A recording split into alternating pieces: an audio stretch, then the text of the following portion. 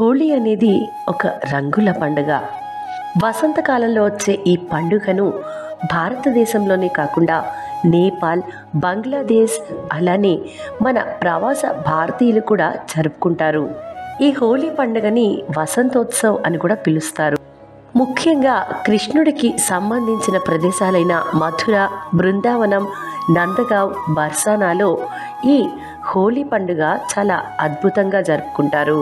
రంగుల పొడిని లేదా రంగు నీళ్లను ఒకరిపై ఒకరు వేసుకుని సరదాగా ఈ ఉత్సవాన్ని జరుపుకుంటారు.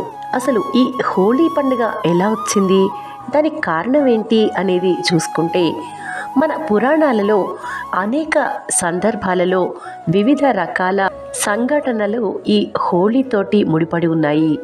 అవేంటో ఇప్పుడు తెలుసుకుందాం. దుల్హేతి ధులండి అని కూడా పిలిచే ఈ రోజున హోళిక అనే రాక్షసి బొమ్మకు నిప్పంటిస్తారు.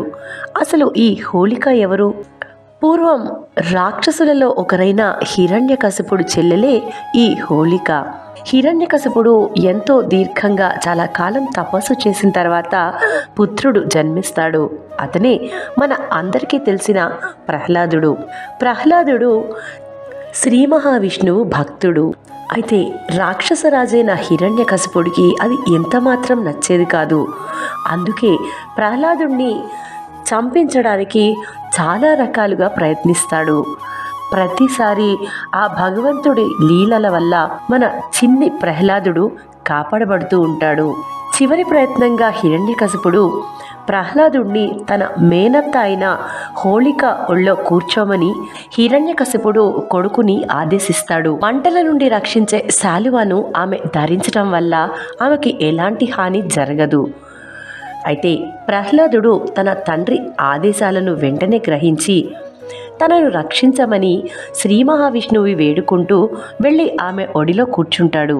మంటలు మొదలైనప్పుడు అందరూ చూస్తుండగానే హోళిక కప్పుకున్న శాలువ ఎగిరి ప్రహ్లాదుడి మీద పడడం, హోళిక ఆ మంటల్లో దహనం అవ్వడం, ప్రహ్లాదుడు ఎప్పటిలాగా ఎటువంటి హాని లేకుండా కాపాడబడడం జరుగుతుంది. అందుకే హోళీ రోజున హోళిక మంటల్లో కాలిపోవడం వల్ల మనం హోళీని జరుపుకుంటాము అనేది ఒక కథనం. కృష్ణుడు పెరిగిన ప్రాంతాలలో 16 రోజుల పాటు జరుపుకునే ఈ పండుగలో కృష్ణుడికి రాధపై ఉన్న ప్రేమను కొనియాడుతూ వారు ఉత్సవాన్ని జరుపుకుంటారు. కృష్ణుడు తన తల్లితో అతని యొక్క నల్లని శరీరం రంగు గురించి, రాధ యొక్క శరీర రంగు మధ్య ఉన్న వ్యత్యాసం గురించి ఫిర్యాదు చేస్తాడని అక్కడి ప్రజల విశ్వాసం.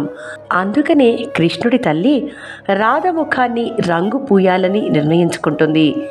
కృష్ణుడికి ఆనందాన్ని పంచడానికి రాధని రంగులతో ముంచివేసిందని, ఆ రకంగా రాధాకృష్ణులు తమ వసంత ఉత్సవాన్ని, ఈ రంగుల ఉత్సవాన్ని ఎంతో ప్రేమగా జరుపుకునేవారని మరో కథనం తెలియజేస్తోంది. పార్వతీదేవి శివుణ్ణి పెళ్లి చేసుకోవడానికి, శివుని తపస్సును భంగపరచడానికి సహాయంగా కామదేవుణ్ణి కోరుకుంటుంది. శివునిపై పూలబాణం వేసి శివుడి తపస్సుని భగ్నపరుస్తాడు. కోపంతో రగిలిపోయిన శివుడు కామదేవుని శరీరాన్ని నాశనం చేస్తాడు. అంతేకాకుండా తన త్రినేత్రంతో ఆ శరీరాన్ని బూడిదగా మారుస్తాడు. అయితే కామదేవుని యొక్క భార్య రతీదేవి కోరిక మేరకు శివుడు కామదేవుడిని మళ్ళీ బ్రతికిస్తాడు. భౌతిక కామం కంటే నిజమైన ప్రేమ ఆధ్యాత్మికను తెలియచేసే విధంగా మానసిక ప్రతిరూపంగా మాత్రమే కామదేవుడిని శివుడు బ్రతికిస్తాడు.